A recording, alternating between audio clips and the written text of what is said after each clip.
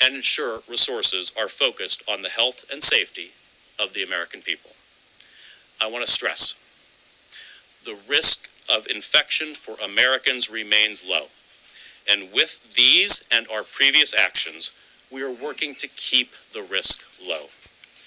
All agencies are working aggressively to monitor this continually evolving situation and to keep the public informed in a constantly transparent way. The United States appreciates China's efforts and coordination with public health officials across the globe and continues to encourage the highest levels of transparency. It is likely that we will continue to see more cases in the United States in the coming days and weeks, including some limited person-to-person transmission. The American public can be assured the full weight of the U.S. government is working to safeguard the health and safety of the American people. I'd now like to invite Deputy Secretary of State Steve Biegun for an update. Good afternoon, and thank you, Secretary Azar. My name is Steve Biegun. I'm the Deputy Secretary of State, and I represent the State Department on the President's novel coronavirus task force. Let me describe briefly the role of the Department of State in the proceedings of this task force and our contributions. Our first responsibility is to monitor events on the ground in China, where we have the presence of U.S. diplomats, and to give clear and accurate advice to American citizens, and in particular, American travelers considering visiting or staying in China. In this particular case, this includes identifying any health or safety risks to which they may be subjected, but also, very importantly, identifying their access to essential services such as health care in parts of China that are affected by this coronavirus. China has an excellent healthcare system, but in parts of the country it is simply overwhelmed in the accessibility to that healthcare for any reason, including potential infection, but also any other type of accident in need of medical care may be compromised during the Chinese government's own treatment of the consequences of this virus. Finally, we also make our judgments based upon any obstacles, particularly obstacles to movement, that American citizens might face in the country. And in China, we have seen barriers to travel, both within and without China, as well as between the United States and China. And so we have given prudent advice over the course of the week to American citizens in order for them to allow them to make the best possible choices for themselves. Our second responsibility is to assist U.S. citizens in the affected areas as much as possible. Because we have a presence on the ground, we can provide advice, and in some cases we can make other arrangements, but I want to emphasize this is as possible, and we will continue to review what we can do in certain circumstances. Finally, and very importantly, the core mission of the Department of State is to work closely with our international partners, and in this case we are working very closely with the Chinese government in order to address a number of related matters. But let me start on behalf of the President and the Secretary of State by extending our deepest compassion to the people of China. This has been a very difficult time for the Chinese people. It came at a point of their peak holiday season. Many are affected. Many have lost loved ones or are enduring the illness of loved ones. And I want the Chinese people to know that they have the deepest sympathies of the United States of America. Let me also say and echo what Secretary Azar said, which is we are deeply appreciative of the close cooperation we have with the Chinese government as we work together to try to find appropriate ways to address any risks and challenges from this virus.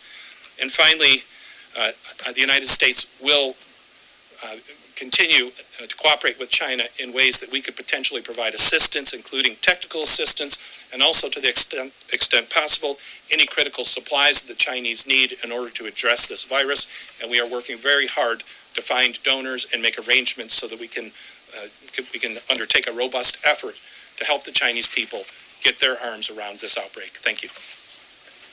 Thank you, Secretary Biegun. Let me next invite the Acting Deputy Secretary of the Department of Homeland Security, Ken Cuccinelli, to take the podium for some comments. Thank you. Thank you, Mr. Secretary. I am Ken Cuccinelli. I'm the Acting Deputy Secretary at the Department of Homeland Security, and I'm the department's representative on the task force led by Secretary Azar. Several elements of the Department of Homeland Security are engaged in implementing the medical strategy you heard described here, including Customs Border Protection, which stands at our land ports, seaports, and airports, and I'll come back to the airports in a moment, particularly the Office of Field Operations personnel who you see when you come back into the country from your travels. They're the first line of defense when you land and come to the country. Additionally engaged is TSA, the security and the engagement with the airlines. Our chief medical officer in the department is in CWMD, and we're providing medical support at the airports. So we're using contract authority that we have to backfill the CDC personnel so they can be freed up for other missions at the airports where medical screening is being focused. FEMA continues to prepare and support HHS preparations themselves, and then the United States Coast Guard, of course, commands the ports of the United States and deals with incoming shipping, which is obviously slower than the airplanes, but coming nonetheless, and we are prepared to deal with each of those. The President's proclamation will have Customs Border Protection ensuring that United States citizens, legal permanent residents, and their immediate families continue to enter the United States, though those coming from Hubei province, as you heard from the Secretary, will be subject to quarantine, and the others from China to screening. We will be implementing a funneling effort at the airports. This is done under the authority of the Customs Border Protection, and it will include 7 airports. So starting 5 o'clock on Sunday, Eastern Time, incoming flights from China will be funneled through 7 airports.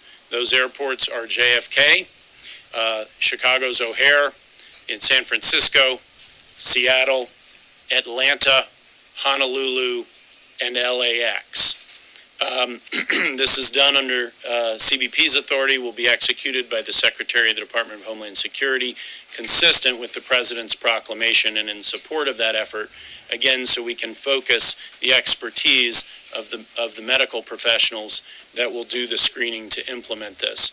We'll continue to support the medical efforts across the country, both at our ports, our land, sea, and air, as well as with personnel standing up some of the resiliency measures that HHS has been working on for some time. Thank you. Great. Thank you, Secretary Cuccinelli.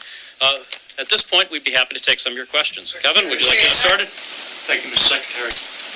If the risk is really low, could you talk about why to go to such an extreme as a public health emergency? If the risk is that low, why are we taking such measures? So these are actually fairly incremental, measured steps on top of the steps we've already progressively been taking. You'll notice that many airlines have already stopped direct flights from China, have pulled that down. We're seeing a significant, and the Department of Transportation could comment on the numbers we're seeing, or Homeland Security.